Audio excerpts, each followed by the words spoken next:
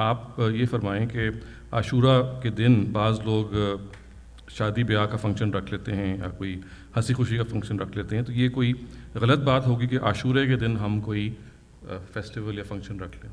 اس سوال کو ذرا تھوڑا عاشورے سے ہٹا دیجیے۔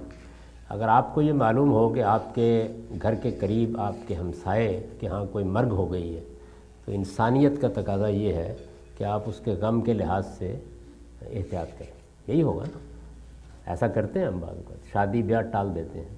تو دیکھیے اس میں سیدنا حسین رضی اللہ عنہ کے خلاف ایک بڑا ظالمانہ اقدام کیا گیا، ان کی مظلومانہ شہادت ہو گئی، نہایت احمق لوگوں نے یہ اقدام کیا۔ تو ہمارے مسلمانوں کے اندر ویسے تو یہی ہونا چاہیے تھا کہ صبر کیا جائے، ایک واقعہ ہو گیا، حادثہ ہو گیا، ختم ہو گئی بات، لیکن ایک پورا گروہ ایسا موجود ہے جو اس غم کو آج بھی مناتا ہے۔ مجھے یا آپ کو ان کی روش سے اختلاف ہو یا اتفاق، وہ اس کو مناتے ہیں، اور کم و بیش 10 دن ان کے اوپر ایک غم کی کیفیت طاری ہوتی ہے۔ میرے خیال میں ان کے جذبات کا لحاظ رکھنا چاہیے، یہ انسانیت کا مسئلہ ہے، اس کا مذہب سے کوئی تعلق نہیں۔